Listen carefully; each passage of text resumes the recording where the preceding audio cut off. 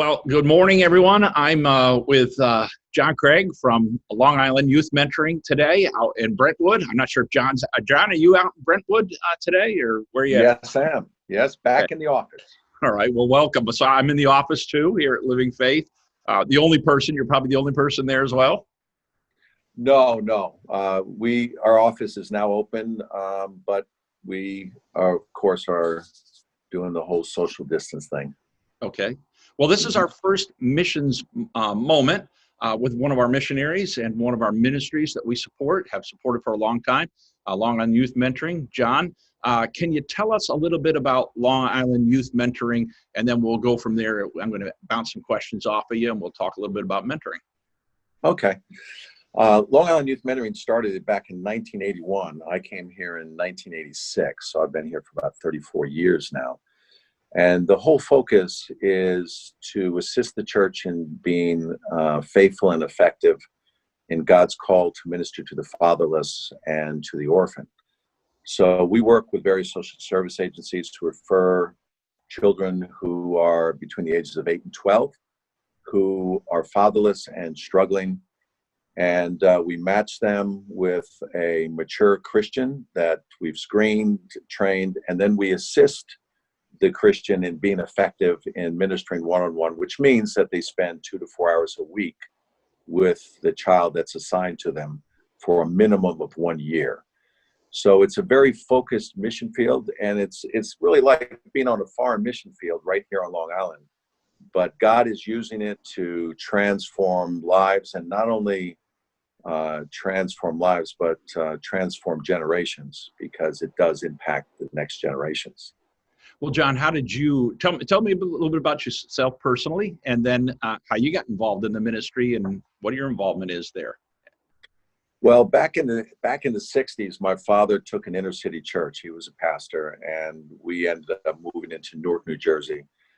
And I was the only white kid in my class of 44, and we averaged about 44 kids in the classroom. And all my friends were from fatherless homes, every single one.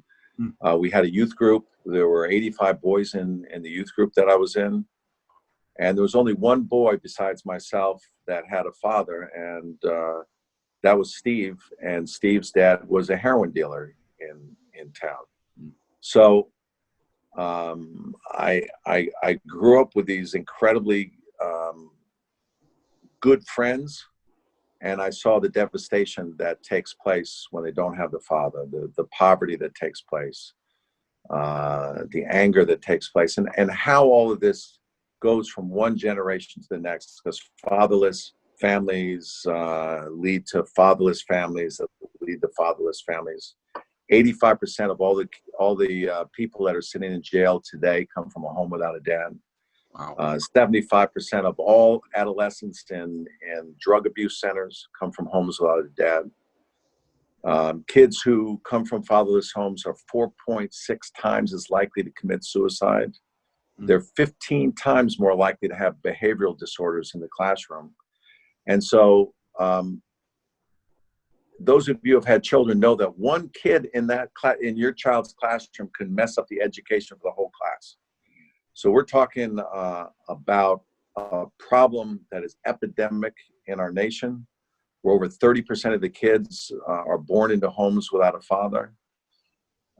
So it's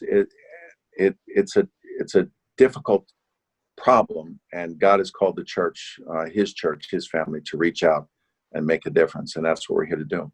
Wow, now that's some tough statistics, but I think about it in church. That I don't have a lot of kids. When I think about church kids who come, generally they don't come out of homes like that, or not in situations like that. So John, tell me, I didn't know about you being in a classroom, growing up and realizing how much mentoring is needing, or how many fatherless boys there are out there. Tell me about Long Island. You talked about New Jersey. What about Long Island? Where is it at right now as far as kids needing somebody in their lives, a father figure? Well, there are communities on Long Island that are 90% fatherless. The whole community? The whole community is 90% fatherless. They're communities that many of us try to avoid, because where there's fatherlessness, there's violence. But the majority, I mean, I would say that we come down on Long Island pretty much according to most statistics, where the average is around 30% fatherless. There's some communities that's quite a bit less.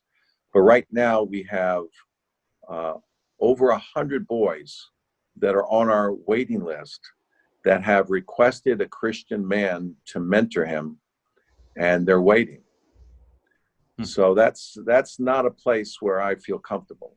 Well, tell me about, what do you mean by mentoring? So if I'm a guy, I'm coming in, I'm saying, boy, I'd like to help a young man. What does that mean when I put it in perspective for my role? Okay. What we would do is, if you sense a call in your life, you feel that maybe God's calling you to do this, you would contact us, and I'll give you that contact information on our video. Contact us, and what we would do is there would be a screening and a training process, and then at the end of that, all your questions are answered and so forth. Then you decide, and we decide, whether this is a part of God's call in your life. And if so, then we would match you to a boy between the ages of 8 and 12 years old, who more than likely lives with a single mom or a grandmother. And you would pick that child up. The commitment is for 2 to 4 hours a week for a minimum of 1 year. And what you do is pick that child up at his home, and then you go out and do something, whether it's something that you and that child like to do together. Okay. It might be during this COVID time where, it's very, very different. We have to be a little bit more creative. But youth mentoring have trips that once a month, like this month we're renting a couple boats, charter fishing boats, and we're taking the kids and the mentors out fishing. We pay for all these kind of things. And once this COVID thing's over, it opens up all kinds of other different things like bowling and various things like this. But once a week, you would pick that child up and do something that the two of you like. If you're more active, you might go out and shoot some baskets, go bowling, or you might just walk on the beach. Some of the kids that we have live on Long Island and have never been to the beach, or live on Long Island, never been on a boat. Okay. Crazy stuff. So that's what takes place. And it's during these times that the mentor and the child are together, that things take place, that the child gets to see what it's like to be a Christian man and what a man's role is in a family.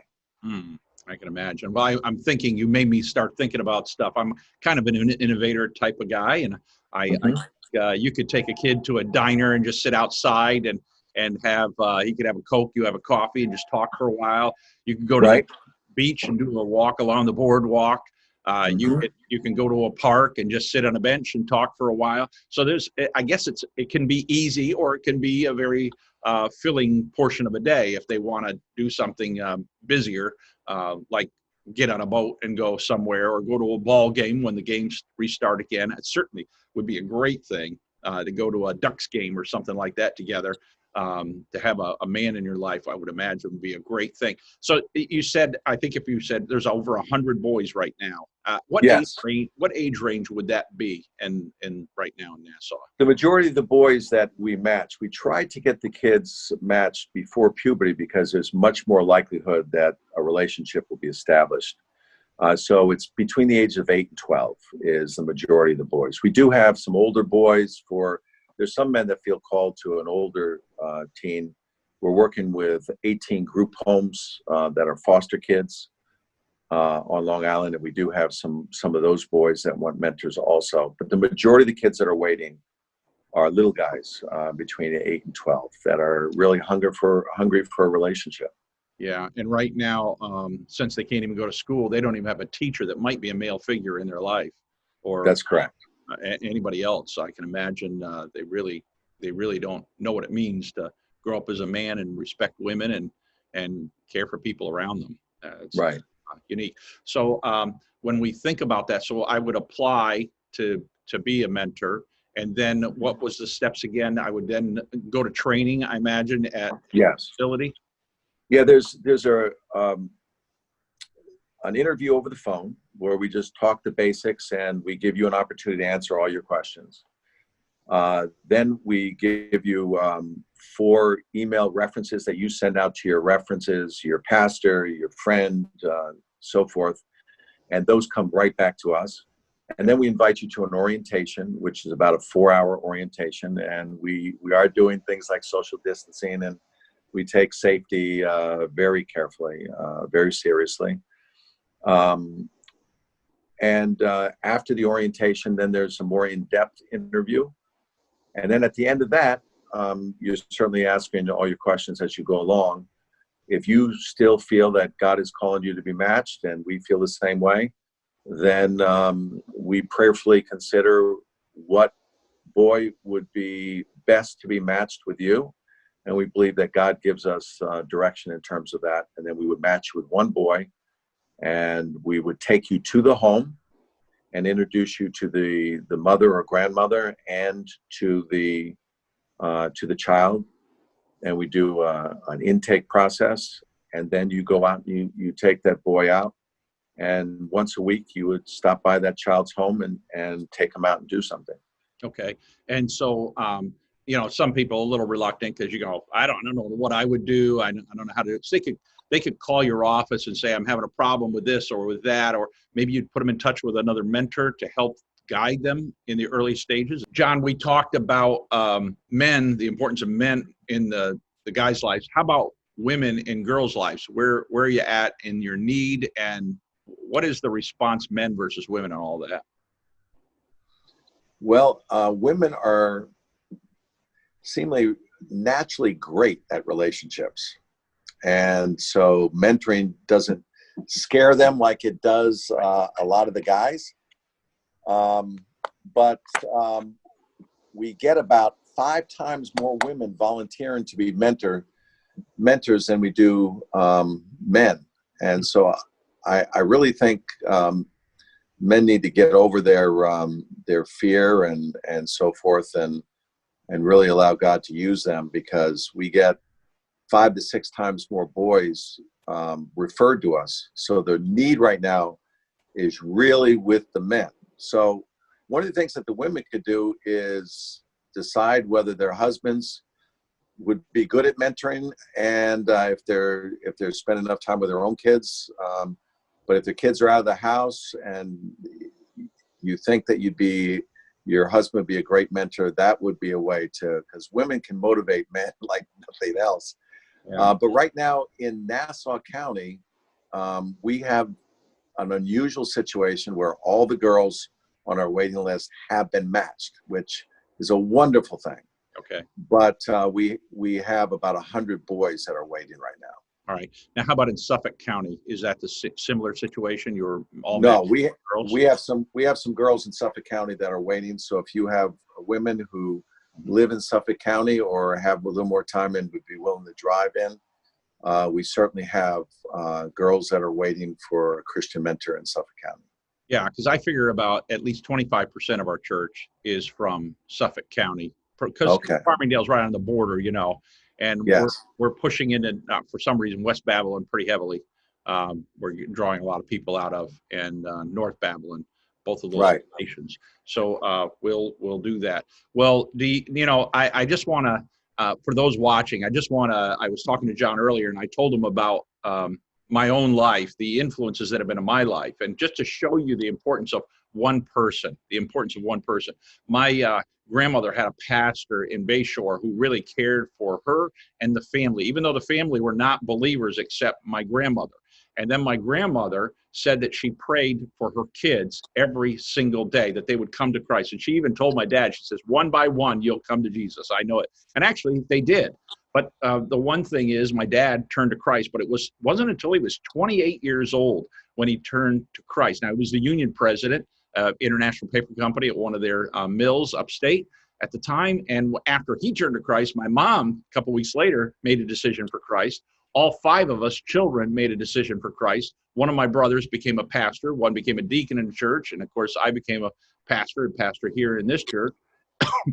And then we have not only the 5, but then my children. My son had a boy come to Jesus because he invited him to his Awana clubs, and then my daughter is now a children's minister with 1,250 kids in her vacation Bible school, her first year there last year. And then not only that, but I got to minister to a young man I remember from India. He came to Christ. I baptized him. He's now back as a missionary in India, and he ministers to about 400 to 600 different people a week. He's an evangelist, goes out in North India where there are very few Christians, and preaches the gospel on the streets there, and sees people come to Christ almost daily. And he's got about 20 or 30 people that he's developed, and they work with him. So downrange, that all came about because of one faithful pastor who ministered to one faithful woman. And so I think mentoring is a way that we can have a greater effect into the culture. And as certainly we want to affect that one life. That one life matters. There's no question about that. But you can have, it's not just that one life that you're going to affect. So it's a lot of lives down the way. And if we can even reduce prisoners, if we can reduce the prison population because of the effect that you might have on a person's life, that goes big in society. But I don't want to miss the one person either. That one child needs the Lord, and they need a father. They need somebody in their life who, for a boy, needs somebody in their life to really help them understand what it means to live like a man. And they need somebody in their life, the gals, these girls need somebody in their life to show them love and kindness, joy, and how to live as a woman in society. So these are important roles, John. I want to thank you so much for all that you do. And your location is, again, in Brentwood, correct? Yeah, our office is in Brentwood, but we serve the whole island. So there's about 3 million people in the area that we reach out to. But we're really focusing right now, the main need right now at Long Island Youth Mentoring is to minister to those 100 boys that are on the waiting list. We see the craziness that's going on in this world, and we all want to make a difference. And the main way we can make a difference is to influence the people that are around us. And we can make a difference because there's 50 to 100 people in church on a Sunday morning. And so we got to stop looking at our political leaders and start looking at the Church of Jesus Christ, because it is we who have been called by God to minister to the fatherless and the orphan. Great. John, what's the best way for them to get a hold of you or the agency so that they can consider being a mentor? The best way to reach us is to call 631-242-5101. All right. And is there a website they can go to look for anything? Yes, liyouthmentoring.com. Yeah, that makes it really easy. And probably the phone number's there as well. Yes. And then there's another thing that they can do if they want to apply to be a mentor now. They can text the word mentor. John, any last words for us? Yes, I want to thank the church for their continued support in terms of certainly financially through your mission giving. You folks have been, I've been here for 34 years. You folks have been with this ministry as faithful partners for that whole time. Great. And God has used many of your people to step out and mentor children, and lives have changed. And so the challenge here now is to consider, is God calling you to a mission field of one?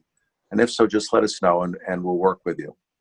Thank you so much, John, for being with us. I'm going to ask the Lord's blessing on you and upon the organization right now, if I can. Father, I thank you that we can be supporters at Living Faith for so long with this organization. I pray that we might have many more years and that we might have many mentors to come out of our church to assist and help these boys and girls to walk with you, to understand your ways, and to enjoy life. And Father, I pray that we'll have a great influence upon them and that they will influence us too, Father, that we'll be more loving, kind, considerate, and generous in our lives. Thank you for John. Bless him in his work, and give him a tremendous number of people that come into the program, and give him peace and joy, Father, as he reflects upon your goodness for him and your goodness for the ministry. We thank you for these things in Jesus' name.